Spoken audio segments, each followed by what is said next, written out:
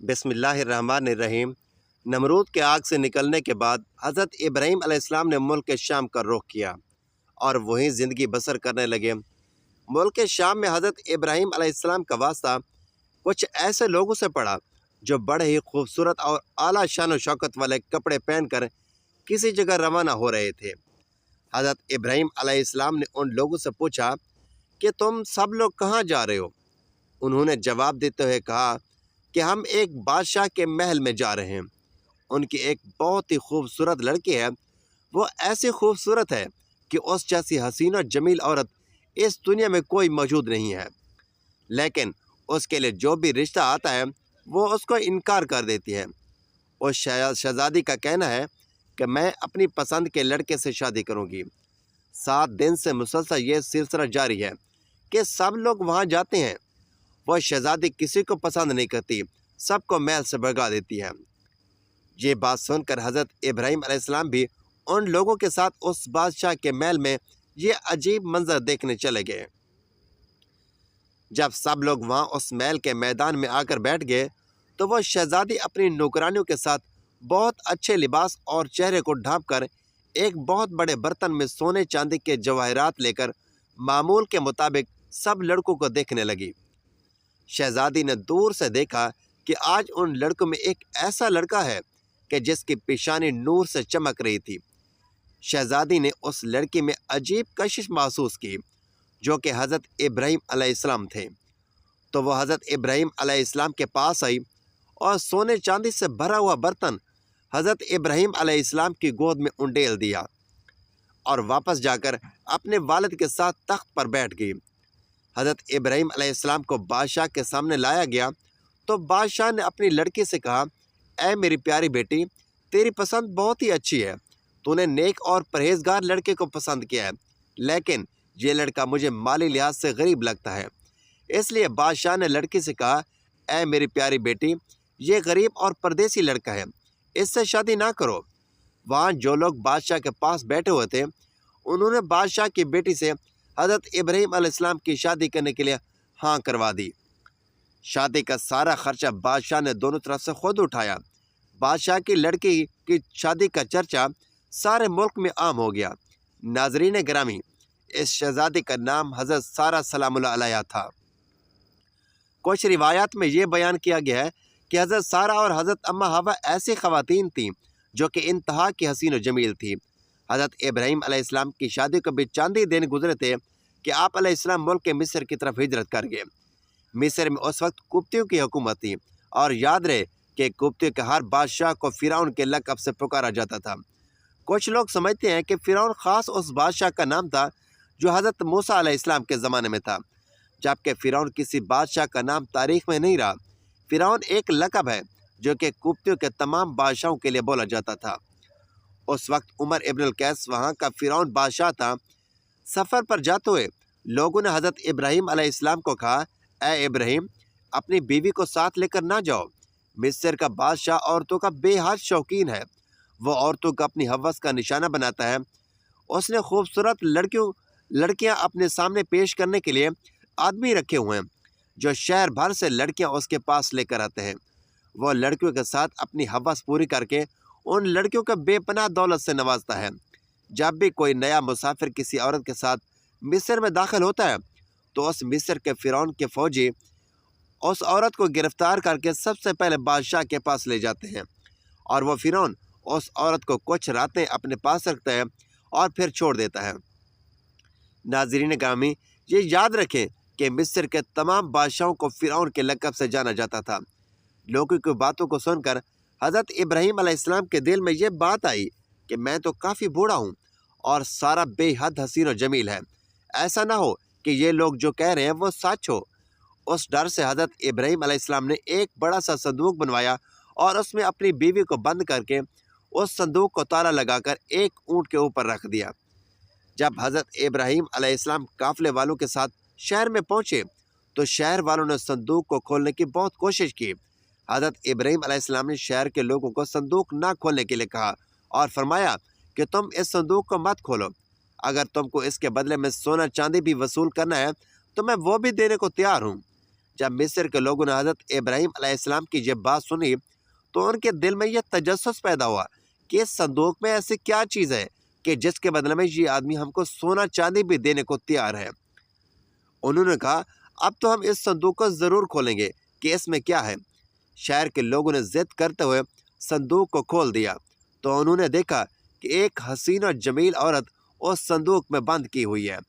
انہوں نے کبھی اتنی حسین و جمیل عورت نہ دیکھی تھی۔ انہوں نے حضرت ابراہیم علیہ السلام اور حضرت سارہ کو لیا اور فرعون بادشاہ کے سامنے پیش کر دیا۔ جب بادشاہ کی نظر سارہ پر پڑی تو بادشاہ نے حضرت ابراہیم علیہ السلام سے دریافت کیا کہ یہ عورت آپ کی کیا لگتی ہے؟ حضرت ابراہیم علیہ السلام نے جواب دیتے ہوئے فرمایا کہ یہ میری بیوی ہے۔ حضرت ابراہیم علیہ السلام کا جواب سنتے ہی مصر کے بادشاہ نے کہا کہ تم اپنی بیوی کو مجھے سونپ دو۔ حضرت ابراہیم علیہ السلام نے کہا کہ وہ خود جو فیصلہ کر لے وہ مجھے منظور ہے۔ حضرت سارہ نے کہا میں پناہ مانگتی ہوں اللہ سے۔ بادشاہ حضرت سارہ کے حسن کے بارے میں اپنے درندہ صفت فوجوں سے پہلے سے ہی آگاہ ہو چکا تھا اور اس کی نیت جو پہلے ہی خراب تھی اب اسے دیکھنے کے بعد اور زیادہ بری ہو گئی تھی۔ اب اس نے حکم دیا کہ اس لڑکی کو نہلا دھلا کر لباس فخرہ پہنا کر میری خلوت گاہ میں لے آؤ۔ بادشاہ ملعون کے حکم کی تعمیل کی گئی۔ جب حضرت سارہ کو تیار کر کے فرعون کی خلوت گاہ میں پہنچا دیا گیا تو آپ وہاں پر اللہ کے حضور عبادت میں مصروف ہو گئیں۔ صحیح بخاری کی حدیث نمبر 2217 میں یہ واقعہ تفصیل کے ساتھ درج ہے۔ چنانچہ فرعون خلوت گاہ میں پہنچا اور حضرت بی بی سارہ سلام اللہ علیہ کی عبادت ختم ہونے کا انتظار کرنے لگا۔ حدیث پاک کے الفاظ ہیں کہ حضرت بی بی سارہ سلام اللہ علیہ نے اللہ پاک سے یوں دعا کی، اے اللہ اگر میں تجھ پر اور تیرے رسول ابراہیم پر ایمان رکھتی ہوں اور اگر میں نے اپنے شوہر کے سوا اپنی شرمگاہ کی حفاظت کی ہے تو مجھ پر ایک کافر کو مسلط نہ کر۔ روایات میں اس طرح بیان کیا گیا ہے کہ اللہ تعالیٰ نے اسی وقت حضرت جبرائیل علیہ السلام کو بھیجا اور فرمایا کہ حضرت ابراہیم علیہ السلام کی آنکھوں سے پردہ ہٹا دو تاکہ وہ اپنی عورت کو دیکھ سکیں۔ بادشاہ مصر اور سارہ جو بات چیت کر رہے ہیں وہ حضرت ابراہیم علیہ السلام خود دیکھ اور سن سکیں۔ فرعون مصر حضرت سارہ کو اپنی طرف مائل کرنے کی کوشش کرتا رہا پر وہ ہر بار ناکام ٹھہرا۔ پھر اس نے سارہ بیوی کے ساتھ زبردستی کرنا چاہی تو اللہ تعالیٰ کی طرف سے زمین پھٹ گئی اور بادشاہ مصر اپنی رانوں تک زمین کے اندر دھنس گیا۔ جب اس کا کوئی بس نہ چلا تو اس نے حضرت بی بی سارہ کو کہا کہ یہ عورت جادوگر ہے۔ حضرت سارہ نے جواب دیتے کہا اے بدقسمت بادشاہ، میں جادوگر نہیں، میرا خاوند حضرت ابراہیم علیہ السلام اللہ کے دوست ہیں اور اللہ غفور و رحیم ہے، سب کچھ دیکھنے والا اور سننے والا ہے اور وہ ظاہر و پوشیدہ کو اچھے طریقے سے جان جاتا ہے۔ میرا خاوند اللہ سے یہ دعا کر رہا ہے کہ تیری بری نیت میری طرف سے ہٹ جائے اور اللہ تعالیٰ اپنے دوست کی دعا کو قبول کر رہا ہے۔ بی بی سارہ کی زبان سے یہ لفظ سن کر مصر کے بادشاہ نے توبہ کی تو اللہ نے اس کو زمین سے باہر نکال دیا۔ جب وہ زمین سے باہر نکل آیا تو پھر اس کی نیت خراب ہوئی تو اس نے حضرت سارہ کو بد نظری سے دیکھا تو اللہ پاک کے حکم سے اس کی نظر جاتی رہی۔ جب وہ آنکھوں سے نابینا ہو گیا تو اس نے حضرت سارہ سے کہا اے بی بی میرے لیے اللہ سے دعا کرو، میں ہمیشہ کے لیے اس بدکاری کو چھوڑ دوں گا۔ حضرت سارہ نے بادشاہ مصر کے لیے اللہ سے دعا کی، اے اللہ اس زانی شخص کو سیدھا راستہ دکھا دے۔ اللہ پاک نے حضرت بی بی سارہ کی دعا کو قبول کرتے ہوئے اس کی آنکھوں کی بینائی واپس لوٹا دی۔ جب اس کی آنکھیں ٹھیک ہو گئی تو اس نے ایک بار پھر حضرت سارہ کی طرف بدکاری کرنے کی کوشش کی تو اس بار اس کا سارا جسم ایک جگہ پر رک گیا۔ اس نے پھر حضرت بی بی سارہ سے دعا کی، درخواست کی تو حضرت سارہ نے جواب دیتے ہوئے کہا اے بدقسمت تو اپنی حرکتوں سے باز نہیں آ رہا، یہ سب دعا میرے خاوند کر رہے ہیں، اب ان کی ہی مرضی ہے کہ وہ تیرے لیے دعا کرتے ہیں یا نہیں۔ مصر کے بادشاہ نے حکم دیا کہ حضرت ابراہیم علیہ السلام کو میرے سامنے لایا جائے۔ حضرت ابراہیم علیہ السلام کو مصر کے بادشاہ کے سامنے لایا گیا۔ ملعون نے حضرت ابراہیم کو کہا اے ابراہیم میرے لیے دعا کرو، میں بہت ہی بے شرم انسان ہوں، میں نے تیرے ساتھ بہت ہی برا کرنے کی کوشش کی۔ حضرت ابراہیم علیہ السلام نے فرمایا یہ سب کچھ میرا خدا کر ہے جو بڑا رحیم اور کریم ہے۔ بادشاہ نے اپنی بیٹی حسین و جمیل سارہ کے سامنے پیش کر دی اور کہا اے اللہ کی نیک بندی، میں تم کو بی بی ہاجرہ شکرانے کے طور پر بطور ہدیہ پیش کرتا ہوں۔ جو گناہ مجھ سے ہوا ہے تو مجھے اللہ کے واسطے معاف کر دو۔ روایات میں ہے کہ حضرت ابراہیم علیہ السلام حضرت سارہ اور بی بی ہاجرہ کو ساتھ لے کر کنعان کی طرف تشریف لے گئے۔ حضرت سارہ راستے میں حضرت ابراہیم علیہ السلام کو سب گزرا ہوا وقت بتانے لگی، تو حضرت ابراہیم علیہ السلام نے فرمایا، اے سارہ تم بے فکر رہو، اللہ نے میری آنکھوں سے پردے کو دور کر دیا تھا، میں آپ اور مصر کے بادشاہ کی ہر بات کو سن سکتا تھا اور آپ دونوں کو دیکھ رہا تھا، اس لیے تمہیں کسی بات کو بتانے کی ضرورت نہیں۔ روایات میں ہے کہ اس کے بعد حضرت سارہ نے حضرت ہاجرہ کی شادی حضرت ابراہیم علیہ السلام کے ساتھ کر دی۔ مجھ سے 10 سال گزر گئے تھے کہ اللہ تعالیٰ نے حضرت سارہ اور حضرت ابراہیم علیہ السلام کو ابھی تک اولاد کی نعمت عطا نہیں کی تھی، یہاں تک کہ اللہ تعالیٰ نے حضرت ابراہیم علیہ السلام کو اولاد عطا کرنے کا وعدہ کیا۔ سارہ نے حضرت ابراہیم علیہ السلام کو کہا کہ اے ابراہیم، مجھ کو کوئی امید نظر نہیں آتی کہ اللہ تعالیٰ مجھ کو اولاد دے گا۔ روایات میں ہے کہ حضرت ابراہیم علیہ السلام حضرت ہاجرہ کے ساتھ شادی کے 1 سال بعد ہی اللہ پاک نے حضرت بی بی ہاجرہ کے بطن سے حضرت اسماعیل علیہ السلام کو پیدا کیا، اور جب حضرت ابراہیم علیہ السلام کی عمر 100 سال اور حضرت سارہ کی عمر 90 سال کو پہنچی تو اللہ تعالیٰ نے حضرت سارہ کو بھی ایک بیٹے کی نعمت سے نوازا، جس کا نام حضرت اسحاق علیہ السلام رکھا گیا، جن کا ذکر قرآن پاک میں اس طرح بیان کیا گیا ہے، ہم نے سارہ کو اسحاق کیا اور اس کے بعد یعقوب کی خوشخبری دی، اور سارہ نے کہا، اے میرے خدا، میرے گھر بچہ ہوگا، میں اور میرا شوہر تو بوڑھے ہو چکے ہیں، یہ تو بڑی ہی عجیب بات ہے۔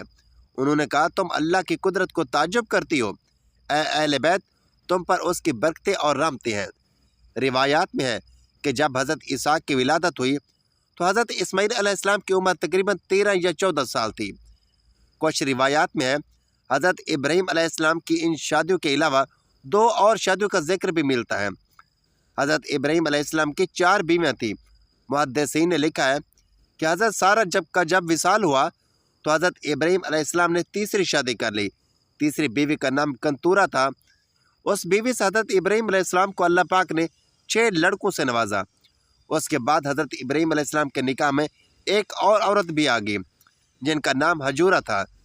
روایات میں ہے کہ اس عورت کے بدن سے اللہ پاک نے حضرت ابراہیم علیہ السلام کو 7 بیٹوں کی خوشی سے مالا مال کیا تھا۔ ناظرین، اللہ تعالیٰ سے دعا ہے کہ اللہ تعالیٰ مجھے اور آپ کو نیک اعمال کرنے اور برائیوں سے بچنے کی توفیق عطا فرمائے۔ میرا سنانا اور آپ کا سننا اپنی بارگاہ الہی میں قبول و منظور فرمائے، آمین یا رب العالمین۔ ناظرین، ویڈیو اچھی لگی تو ویڈیو کو لائک کریں، شیئر کریں، چینل کو سبسکرائب کریں اور کمنٹ باکس میں اللہ تعالیٰ کے 99 ناموں میں سے ایک نام ضرور ٹائپ کریں۔ اگلے ویڈیو تک کے لیے اجازت دیجیے، اللہ حافظ۔